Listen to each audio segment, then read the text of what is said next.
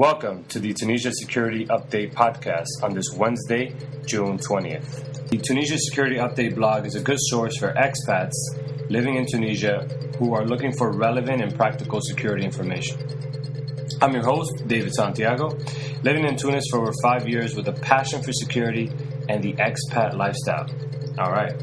The purpose of the podcast is to give expats a brief and informative update of the security situation in Tunisia through a triple threat format. So we're going to provide a little bit of analysis, awareness, and some practical advice. So let's start with our first segment, analysis. Now, it's important to remember that news analysis should be just one part of your overall information gathering process. In addition to open sources, for example, we also incorporate networking and professional sources. For me, this means being connected with the security community in Tunis. But for you, this may mean just simply being connected to your neighborhood and the world around you. So, where do we stand today? That's the question. In other words, where do we stand after the art exhibition drama that we just went through? For those of you who don't know, there's a good article written by the ABC Sydney online entitled Insulting Art Show Prompts Riots in Tunisia. This is dated June 13th, 2012. And according to the article, it goes like this. Thousands of Salafists have rampaged through parts of Tunis, angered by an art exhibition they say insults Muslims.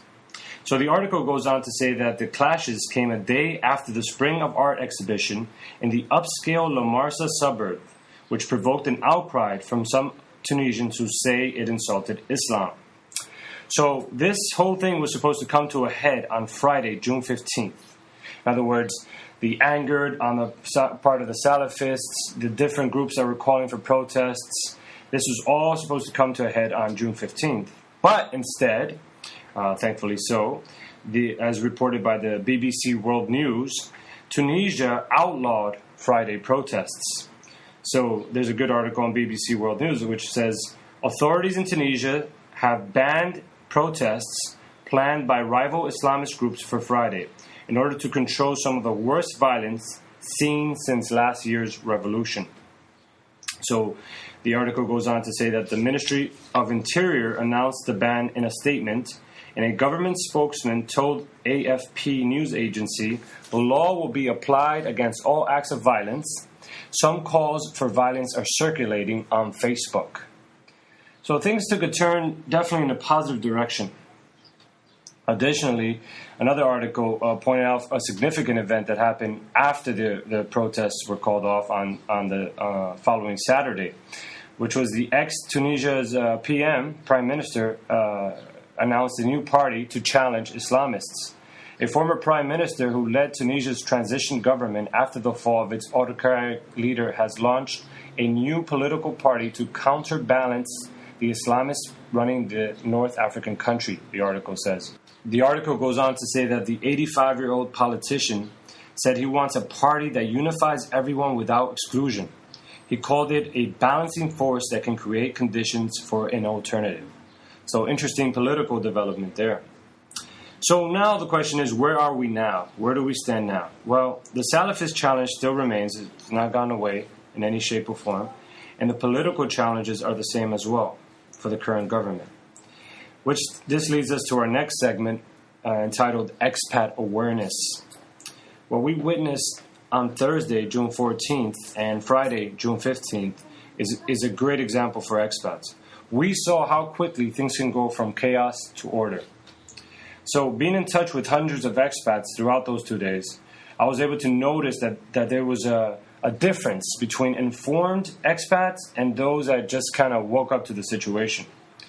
So the big difference mainly was one of reaction versus just understanding and kind of adjusting. So in other words, there's a big difference between reacting to just evaluating and adjusting.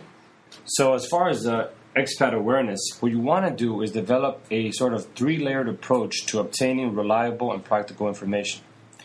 So it's practical to make level 1, which we like to call regional awareness, broad and into details. This is where you want to just kind of see the big picture of things. You may want to subscribe to a world news outlet such as Reuters, or consistently read a journal that offers both regional and local analysis, such as allafrica.com. I'm a big fan of allafrica.com because it focuses on the region and gives you nice specific details. Level 2, which is local awareness, you want to have a local source. A good one, for example, is Tunisia Online. They do a great job. You can also subscribe to my blog, the Tunisia Security Update blog. This gives you a nice level 2 where you get information from people who are in, for example, the security field or in the neighborhood you live in. These are people who are talking to others, networking with others. These are people who form sort of bridges from the expat community into the local community. And the third level, which is perhaps the most important level of all, is your community awareness. All right, so you have from the top, you have your regional awareness, you got your local awareness, and now community awareness. This is the most important because time after time, we know that when things get hard, people who are connected with their surrounding community have a much better chance of success than those who are isolated. That's plain and simple. We saw that during the revolution, and pretty much it's a time after time tested human thing for people who are connected with their community to be much more successful than those who are isolated. So continually develop these 3 levels before things become challenging. Don't wait to read some breaking news, to then start, okay, level 1 is this, level 2 is this. Don't wait for that day. Do this. This is an ongoing, natural kind of flow for expats who live overseas. And I know there's many veteran expats out there who do this and do a great job about this. And I really appreciate the feedback and guidance I receive from those people. So the final segment I'd like to offer is some expat advice. If you've been listening, and by the way, if you've been listening to this whole podcast, we really appreciate your time. So our final segment is expat advice. So as we all know, summer is here, and Tunisia offers a lot of beautiful venues. There's a very informative travel blog that gets the situation that's going on right now right on the money. The blog has a little statement, which I like, and it goes like this. Most visitors on Tunisian holidays have trouble-free trips, but it's important to be aware of the current political and security situations and that political protests and roadblocks can happen without notice throughout the country. That being said, we know that Tunisia is a beautiful country with lots to see and do. These are my words. And with some pre-planning, good situational awareness, and a flexible and positive attitude, you can enjoy your summer here. Absolutely. So consider that some pre-planning, good situational awareness, and a flexible and positive attitude. These are the tools you need to have a beautiful summer here. And really, wherever you go throughout the world, if you're traveling, if you're leaving Tunisia for the summer, which a lot of expats do, take that with you. So I'm pretty much committed to keeping these podcasts under 10 minutes because I know expats live busy and colorful lives. So that being said, we'd like to conclude this installment of the Tunisia Security Update podcast. Please feel free to send us your feedback. We'd love to hear from everyone out there. We'd love to be a bridge, like I said, from expats to the greater community. Remember, you can follow us on our blog at www.tunisiasecurityupdate.com or via Twitter, if that's your thing, at David Security. So at David Security.